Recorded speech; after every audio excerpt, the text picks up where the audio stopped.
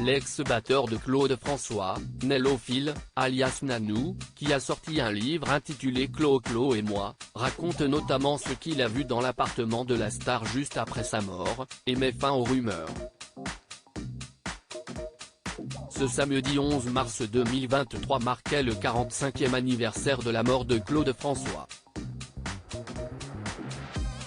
Pour l'occasion, son ancien batteur, Nello-Phil alias Nanou, était présent au moulin de Danemois, dans l'Essonne, où le chanteur a été enterré et où les fans inconsolables de la star s'étaient réunis pour saluer sa mémoire.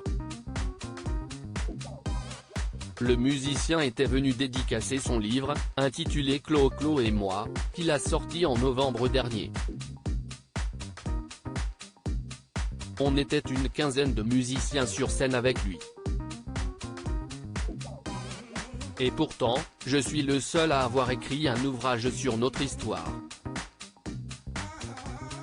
J'en avais assez d'entendre des choses fausses sur lui, a-t-il déclaré au journal Le Parisien qui est allé à sa rencontre. Je l'ai vu allongé dans son livre, Nanou a notamment tenu à mettre fin aux rumeurs concernant la mort de Claude François. Certaines d'entre elles disaient que l'artiste n'était pas réellement mort d'un œdème pulmonaire provoqué par une électrocution, mais plutôt d'une crise cardiaque lors d'un rapport sexuel, d'un suicide ou bien d'une overdose.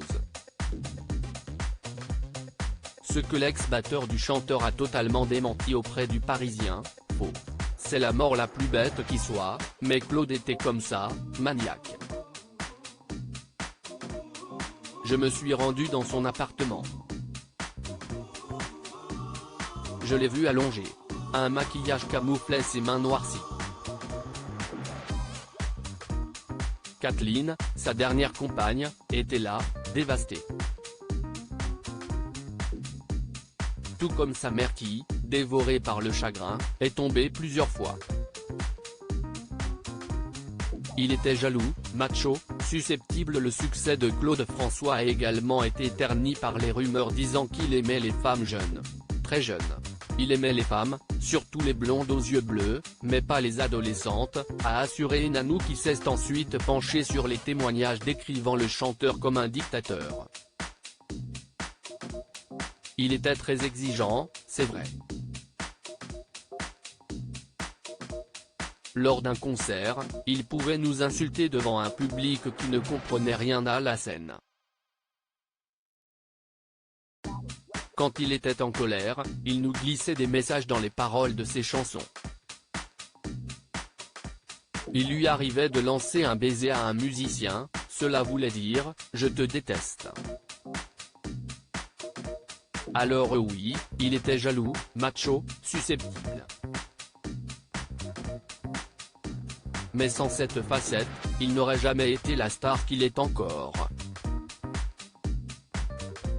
Travailler à ses côtés fut la meilleure des écoles.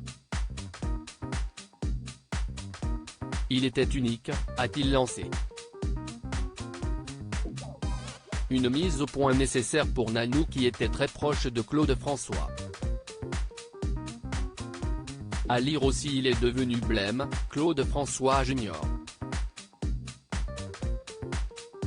Parle pour la première fois de la fille cachée de son père. Article écrit avec la collaboration de 6 médias.